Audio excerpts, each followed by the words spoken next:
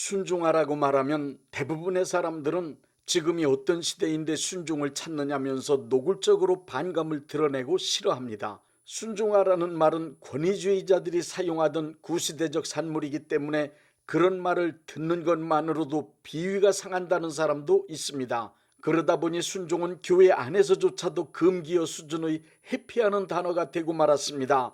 이상한 지도자들이 불합리하고 부당한 짓을 저질러가면서 순종을 강요함으로 무리를 일으켰던 부작용들이 교회 안에 너무 많이 있었기 때문입니다. 또한 지금은 시대적으로 사회 전체가 상하 계급으로 나누는 수직적 인간관계보다는 평등을 강조하며 수평적 동반자 관계로 설정해 살아가는 분위기로 변했기 때문이기도 합니다. 그래서 요즘엔 순종하는 것은 고사하고 순종이라는 말조차도 일반 사회는 물론 교회 안에서조차도 어색하게 된 것입니다.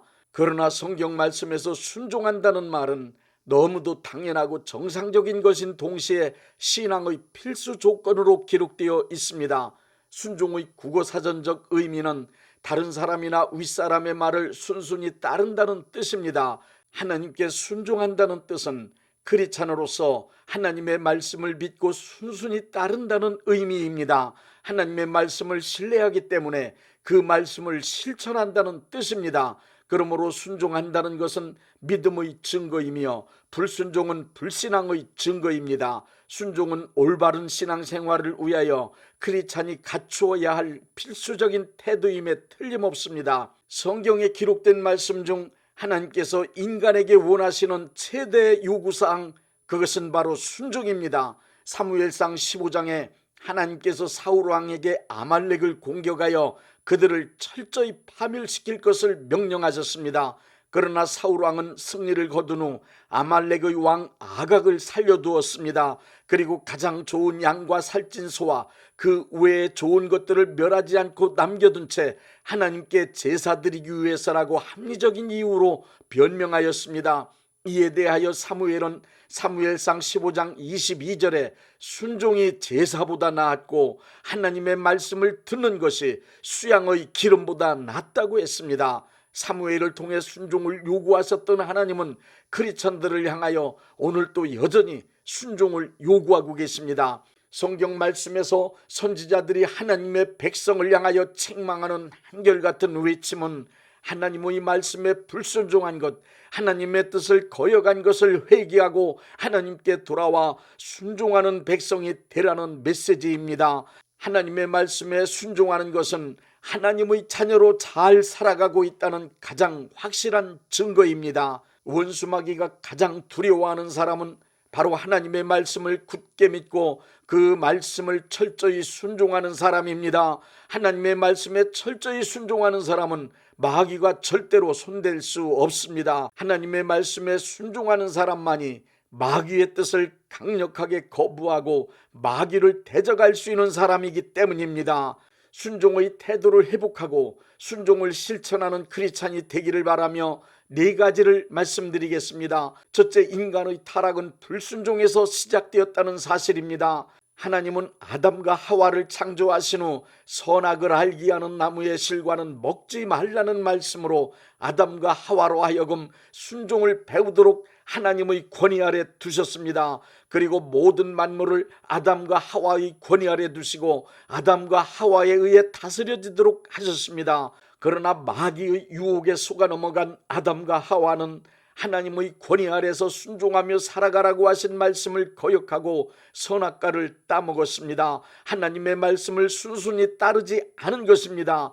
이 상황을 타락이라고 합니다. 그래서 아담의 후예인 모든 인간들을 타락한 존재라고 부르며 다른 말로 불순종의 자식들, 죄인이라고 부르는 것입니다. 불순종이 곧 타락이며 죄의 시작이며 죄의 과정이며 심하게는 죄의 본질이라고까지 말하는 것입니다. 예나 지금이나 앞으로도 누구를 막론하고 하나님의 말씀에 불순종하면 반드시 타락하여 죄인이 될 수밖에 없습니다. 하나님의 자녀로 온전하게 살아가려면 언제 어디서든지 하나님의 권위를 발견하게 되면 그 권위를 인정하고 그 권위에 순종하는 것을 맨 먼저 실천하는 것이 중요합니다. 하나님의 말씀을 순순히 따르는 순종은 하나님께서 인간의 성품에 심어놓으신 생명의 원리이며, 불순종은 마귀가 인간의 성품에 심어놓은 타락과 저주와 사망의 원리입니다. 그러므로 모든 인류가 타락함으로 이루어진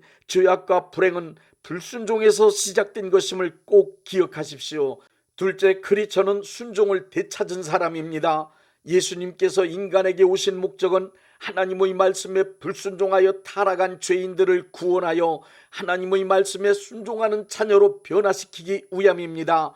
인간이 하나님의 말씀에 순종한다는 뜻은 하나님의 권위를 인정하는 것이며 자기 자신을 하나님의 권위 아래 두고 살아가는 행동입니다. 마귀의 뜻을 따르던 죄악을 회개하고 하나님의 말씀만을 순순히 따르며 살아가겠다는 믿음입니다. 예수님은 모든 인간들에게 하나님의 자녀가 되어 순종하며 살아갈 수 있는 길을 보여주셨습니다. 예수님은 요한복음 18장 11절에 의하면 고통스러운 십자가의 죽음을 앞에 놓고 아버지께서 주신 잔을 마시지 않겠느냐 하고 말씀하셨습니다. 예수님은 겟세마네 동산의 기도를 통하여 하나님의 뜻을 받아들이시고 하나님의 뜻을 따라 십자가 지시고 죽음으로 순종의 모범을 보여주셨습니다. 크리스천은 예수님께서 십자가에서 고통스럽게 죽으심으로 되찾아 주신 순종을 자기 자신의 것으로 받아들이고 실천하는 사람들입니다. 크리스천이라면 반드시 예수님께서 십자가의 죽음으로 이루어 놓으신 순종을 되찾아야 합니다. 하나님의 말씀에 순종하지 않는다면 그는 절대로 크리스찬이 아닙니다. 크리스찬에게 있어서 믿음은 생명을 얻는 원리입니다. 순종은 생명을 살아가는 원리입니다. 셋째, 바른 순종은 능력 앞에 하는 것이 아니라 권위 앞에 하는 것입니다. 능력은 힘이고 권위는 위치입니다. 기독교 신앙 안에서 올바른 순종은 능력 앞에 순종하는 것이 아닙니다. 권위 앞에 순종하는 것을 말합니다.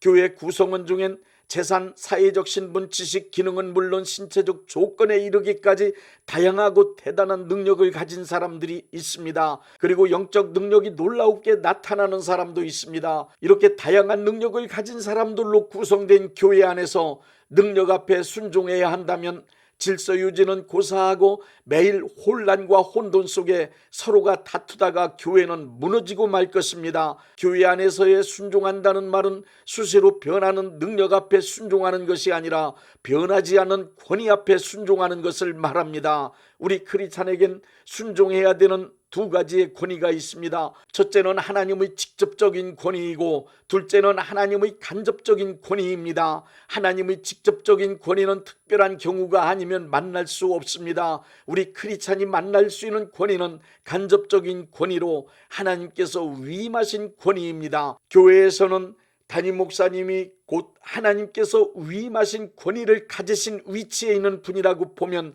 틀림없습니다.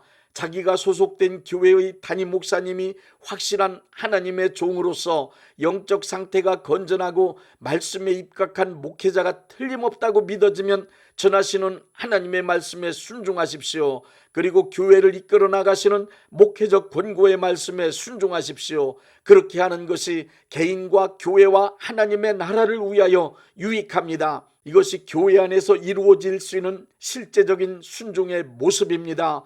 교회 안에서 내가 순종해야 할 대상은 하나님의 권위입니다. 하나님께서 위임하신 권위에 순종하는 것도 하나님께 순종하는 것입니다. 하나님의 권위 앞에 내 의견, 주장, 고집을 완전히 꺾어버리고 온유하고 겸손한 마음을 확실하게 되찾으십시오. 하나님의 권위를 경험한 사람은 그 앞에 완전히 무릎 꿇고 온유하고 겸손하게 순종할 수 있습니다. 교회 안에서 순종하지 않는 사람은 어떠한 직분을 맡고 어떠한 은사와 능력이 나타나든 그리고 어떠한 봉사를 하든 어떠한 희생을 하든 상관없이 그들은 모두 하나님의 권위 밖에서 놀고 있는 문제아일 뿐입니다. 순종하지 않는 사람은 그 사람이 어떠한 주장을 하고 3000층에 올라가는 신비한 경험을 했다 하더라도 그 사람은 하나님을 만난 사람이 절대로 아닙니다. 하나님을 만난 사람은 모두 하나님의 권위를 만났고 그 권위 앞에 엎드러지거나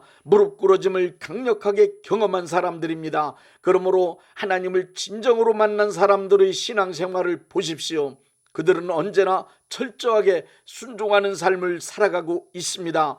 정상적인 신앙생활을 원하고 하나님의 뜻이 이 땅에서 속히 이루어지기를 원한다면 교회 안에서 하나님께 세우신 권위들을 인정해야만 합니다. 그리고 그 권위 앞에 철저히 순종해야만 합니다. 만약 권위가 무너진 것을 발견했다면 그 권위를 다시 일으켜 세워 놓아야만 합니다. 오늘날에도 하나님은 이 땅의 교회 안에서 담임 목사님에게 하나님의 권위를 위임하고 계시다는 사실을 분명하게 알아야 합니다. 넷째, 순종하는 사람이 되려면 순종하겠다는 결단과 함께 순종을 행동으로 옮기는 실천이 필요합니다. 순종은 믿음을 따르는 것입니다. 순종은 이론을 따르는 것이 아닙니다. 그러므로 순종하려면 첫째로 순종하는 마음을 가져야 합니다. 순종하고자 하는 부드러운 마음을 먼저 가져야 순종할 수 있습니다. 순종하는 사람이 되기 원하면 거역하려는 마음의 생각을 완전히 물리치십시오. 그리고 마음에 순종하겠다는 생각으로 가득 채우고 결단하는 태도를 가지십시오. 둘째로 순종하려면 실제로 순종의 행동을 하는 것입니다. 마음만 순종하고 실제 행동으로는 순순히 따르지 않으면 그것은 열매 없는 무화과 나무와 같습니다. 순종하겠다고 결단한 생각에만 그치지 말고 즉시 행동으로 실천하십시오. 잡초는 밟히면 하루 동안은 엎드려져 있습니다. 그러나 하루가 지나면 다시 고개를 들고 일어납니다. 우리 크리스찬의 순종은 잡초와 같이 하루만의 순종이 아닙니다. 일평생 그리고 영원히 순종하는 것입니다. 일상에서 불순종하고 거역할 수밖에 없는 못된 성품을 가진 우리들입니다. 신앙생활의 모든 것이 그렇듯이 성령님께서 역사하셔야 순종도 가능합니다. 순종하는 마음으로 살아가기 힘들면 성령님의 도우심을 구하십시오. 그러면 순종할 수 있는 능력을 주십니다. 순종하는 것도 능력입니다.